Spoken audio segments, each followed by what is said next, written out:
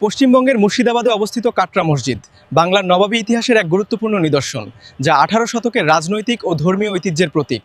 1723 থেকে 1724 সালের মধ্যে বাংলার প্রথম নবাব মুর্শিদ কুলি খানের আদেশে এই মসজিদ নির্মিত হয়, যা তার শাসনকালের স্থাপত্য দক্ষতার একটি উৎকৃষ্ট উদাহরণ। কাটরা শব্দের অর্থ বাজার। এই মসজিদের চারপাশে একসময় গড়ে উঠেছিল একটি গুরুত্বপূর্ণ বাণিজ্য কেন্দ্র, যা শহরের অর্থনৈতিক কার্যকলাপের কেন্দ্রবিন্দু ছিল। মসজিদের প্রবেশপথের সিঁড়ির নিচে রয়েছে নবাবের সমাধি। তার ইচ্ছা ছিল সাধারণ মানুষের পদচারণার ধুলো তার কবরের ওপর পড়ুক। ইন্দো ইসলামিক ও মুঘল স্থাপত্য শৈলীর সংমিশ্রণে নির্মিত এই মসজিদে একসময় 4টি অষ্টভুজাকৃতি মিনার ছিল, যার উচ্চতা প্রায় 70 ফুট।